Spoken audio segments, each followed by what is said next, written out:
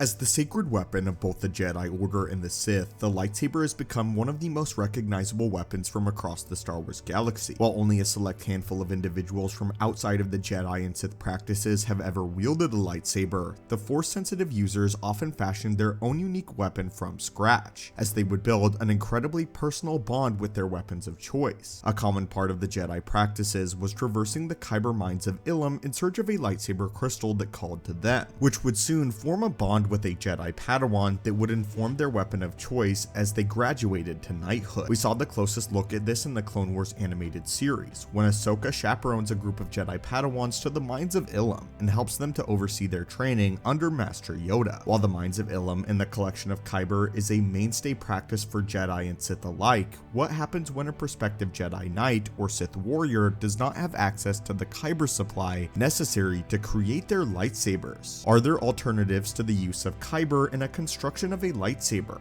Well, stick with us today, weary acolytes of the galaxy, and let's delve into some of the most common alternative solutions that both the Jedi and Sith alike have found for Kyber, including alternate crystal types and even the artificial creation of a synthetic crystal. In the old continuity, now regarded as Legends material, creating synthetic lightsaber crystals was not only a common practice for the Sith, but was often even the primary method for Sith creating their crimson blades. In Legends, the Sith were tasked with creating new crystals from scratch that they would then power their red crimson lightsabers, though this explanation has since been rewritten in modern Star Wars lore. Now, the explanation is that Sith warriors are tasked with what is called bleeding a pre-existing crystal with their rage, thus drawing out their red coloration by corrupting the crystal with the dark side and pouring their emotional distress into the crystal. But this doesn't completely nullify the existence of a synthetic lightsaber crystal and artificially crafted lightsaber crystals in general. Possibly one of the most common styles of Kyber substitution was in using artifacts known as the Kunda stones. These specialized stones largely rose to prominence during the Great Sith War and were natural gemstones found within the region of Cadril, far removed from the systems of Ilum or Dantooine, and would later serve as the premier crystal mines for the Jedi Order. These Kunda stones naturally showcased numerous practical applications in the fields of medicine and communications, and were able to be used by the commoners without necessarily needing to be Force sensitive. This allowed them to be the common tools of the wider galaxy, and this versatility in use ensured that the Kunda stones were largely sought after by all reachers of the galaxy, not just those with the ability to touch and use the Force. When applied to Jedi or Sith sabers, however, the effect was slightly different than that of a standard lightsaber blade, as the stones themselves seemed to touch the Force differently than that of a crystal, though they were most commonly used by the Sith rather than the Jedi.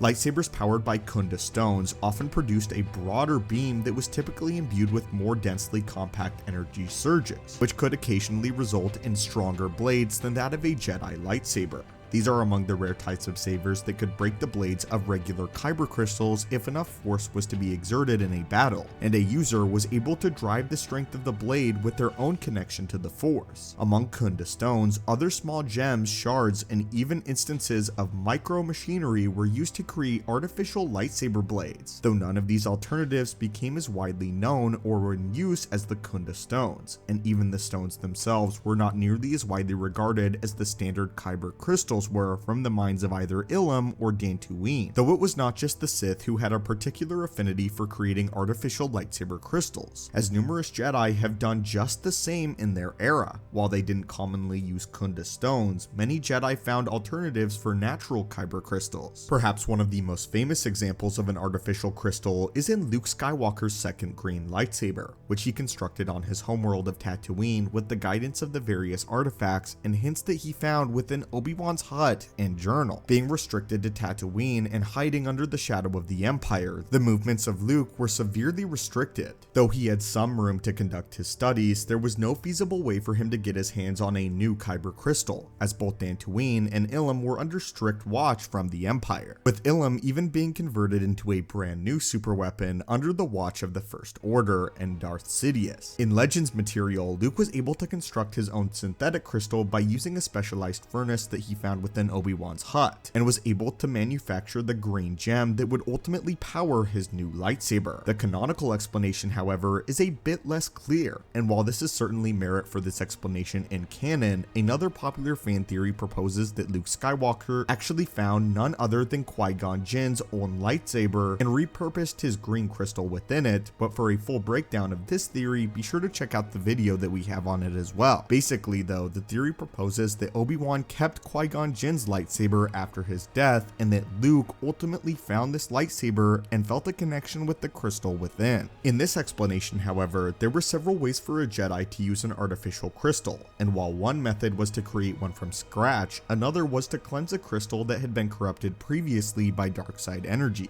This version is actually the explanation behind the creation of Ahsoka Tano's white lightsabers that she would use after her departure from the Jedi Order and after surrendering her blue sabers in the Clone Wars series finale, just following the events of Order 66. During the Age of the Empire, Ahsoka was able to overpower and defeat one of the Inquisitors and steal his saber. She would then meditate on the crystals and cleanse them of their dark side energy, purifying them and returning them to a neutral white state. In Legends continuity, one of the most notable Jedi to perform this feat went by the name of Jaden Korr in 41 ABY. After losing his primary lightsaber, he was able to repurpose the red lightsaber of a dark Jedi that he had killed previously, and largely do the same thing that Ahsoka had done so many years previously. The Jedi meditated on the crystal and was able to banish the dark side energy surrounding the blade, returning it to a vibrant yellow coloration. As in Legends continuity, when a lightsaber crystal was purged in the dark side, it adopted a yellow color instead of a white color like canon. While the return state of a cleansed lightsaber varies slightly between canon and Legends material, the feat in which itself is incredibly impressive. But anyway, my friends, what do you think of these alternative options for powering a lightsaber besides that of a crystal? Which of these do you think that you like the best, and which did you already know about? And if you were a member of Star Wars, be it the Jedi or the Sith religion, what type of lightsaber crystal or non-crystal would you choose for your weapon? As always, my friends, may the Force be with you, and I hope you have a great day.